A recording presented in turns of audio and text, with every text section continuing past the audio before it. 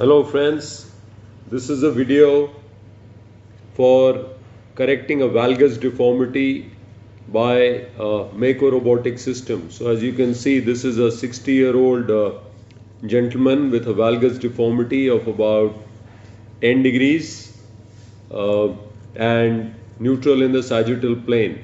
So essentially the patient's full length X-ray is a must, seeing the pelvis, and then we have a CT also, which the Mako registers and gives us a pre-plan. So this you can see is a valgus deformity post-traumatic. The patient has a lateral tibial condyle fracture many years back, leading to a progressive valgus deformity, difficulty in ambulation, and a virtually a decreased slope on the tibia. So we'll need to calculate the slope very accurately, and that is where Mako helps us make a plan based on CT. So that's the patient. You can see the patient has a valgus deformity, partially correctable, that we'll again see under anesthesia, and virtually neutral in the sagittal plane. So one should look at the sagittal plane equally carefully, whether the patient has got recurvatum or a fixed flexion deformity. That's the gait of the patient. You can see that the patient has got a valgus deformity. The MCL is not attenuated and its integrity is not compromised. So there you can see the patient is now under anesthesia. The patient has got nearly full range of motion.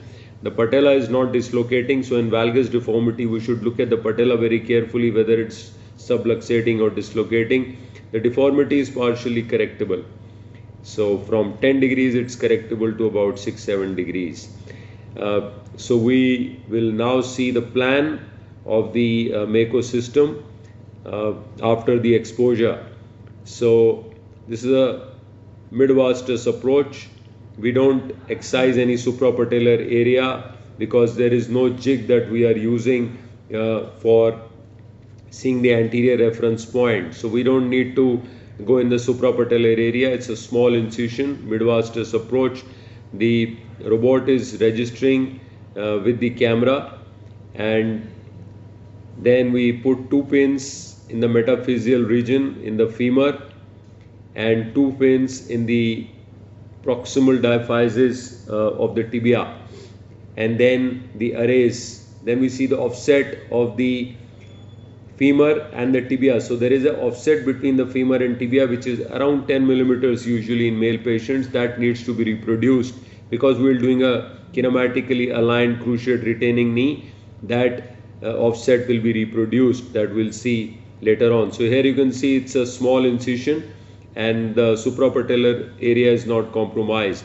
There you can see complete loss of cartilage on the lateral side and some loss of bone as well.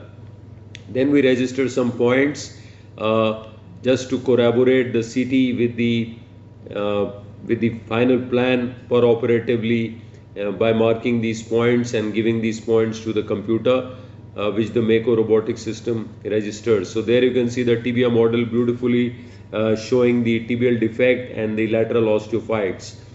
On the cartilage, we pierce deep so that we hit the bone, and on the lateral side where there is bone, we just register the bone. So there you can see on the medial side we are piercing the cartilage and then registering. On the lateral side the bone is exposed, so we are just registering the points on the bone.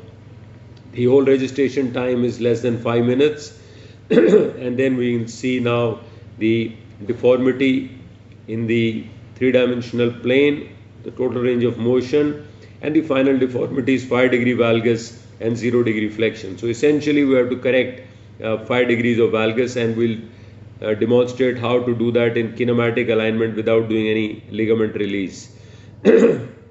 So this is the gap balance in extension. So you can see a 4 or a 5 millimeter spoon is walking in laterally because there is that much amount of cartilage loss, a 1 millimeter spoon medially. So that step is extremely important to see how much gap is already present, how much space is already present. And in flexion, it's 2 millimeters laterally and 1 millimeter medially, just to demonstrate how much gap the knee already has, and that will determine how much bone we have to resect and how much we have to cut the tibia and the distal femur. So in kinematic alignment, the basic principle is to cut equal distal medial and distal lateral after calculating for cartilage loss, cut equal posterior medial and posterior lateral after calculating for cartilage loss, and cut equal tibia from the spine after calculating for cartilage loss. So those are the three cuts, and they have to be equal after compensating for cartilage loss. So here you can see that the distal femur is in 2-degree valgus, unlike mechanical alignment where we keep our distal femur in varus in valgus knees. Here we have to reproduce the joint line which is in valgus, and you can see 5.5 from medial side and 1 millimeter from the lateral side, which after compensating for cartilage loss virtually becomes equal.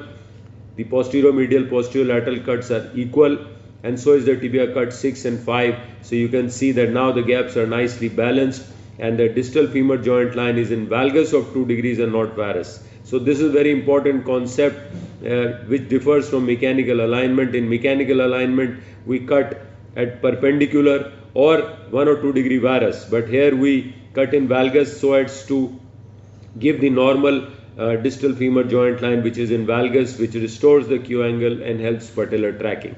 Then is the distal femur cut, which will cut with the Mako robotic system. It's very accurate. We've done many cases with it, and it cuts very accurate. The soft tissue are remarkably well preserved because of the haptic boundaries that you see in the green boundary. So the saw won't go beyond that, and that's the distal femur cut. You can see it's laterally we are just cutting 1 or 2 millimeters, and medially about 6 millimeters, which after compensating for cartilage loss becomes equal. So that's the important concept of kinematic alignment, is to cut equal distal medial and distal lateral after compensating for cartilage loss. Since this is a valgus knee, lateral cutting of distal femur is only about 1 or 2 millimeters, and medially is 5.5-6 millimeters. Regarding the posterior medial and posterior lateral cut, unlike in mechanical alignment where we externally rotate, here we rotate equal so that the posterior medial and posterior lateral cuts are equal. So here you can see that the posterior lateral cut is 8 millimeters and medial is 9 millimeters. After compensating for cartilage loss, they become practically equal. So the important thing is to cut equal and not give over external rotation, because that actually tightens the lateral retinaculum and causes patellar tracking issues. So the important concept of kinematic alignment is to cut equal distal femur and distal lateral, which will give the joint line in valgus, followed by equal rotation so that the posterior medial and posterior lateral cuts are equal. So that's the basic conceptual difference between kinematic and mechanical alignment. And kinematic or functional alignment can be beautifully reproduced by Mako robotic system because it cuts very accurate. There is no human error in cutting. And unlike burr-based systems where we cannot measure the cuts, here we can measure the cuts. So after doing burr-based system for many years, I'm convinced now that the saw-based system where you can actually calculate the cuts are far superior to burr-based systems. So this is an image-based system, and the CT scan again is very accurate way to determine that the cuts are accurate in the right angles and are reproduced. So there you can see the posterior cuts now being done by Mako, and we'll measure the cuts at the end of surgery, at the end of all the cuts, and demonstrate that the cuts are equal after compensating for cartilage loss.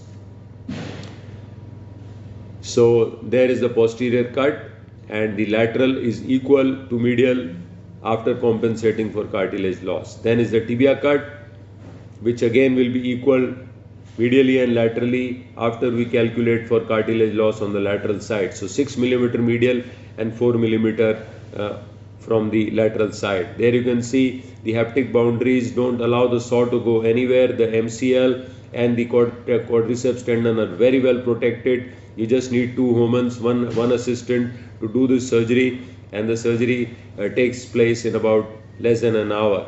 So we are time neutral on the surgery now after doing some cases and having done burr-based image-free robotics for many years now. We have shifted to image-based, CT-based Mako robotic system, which we feel is the way to go. So there you can see medial lateral, and medial lateral, all cuts are equal. Once we add the cartilage loss there, these cuts will be equal, and that's the premise, that's the basic fundamental of kinematic alignment, and correcting deformities without doing any ligament release by preserving the posterior cruciate ligament. So there you can see the distal femur cut we are checking, very accurate, within a millimeter, within a degree. The depth of the cut, the varus valgus, and the sagittal alignment, that is the flexion of the femoral component and the slope of the tibia, they are all well preserved, well replicated. And there you can see the lateral gap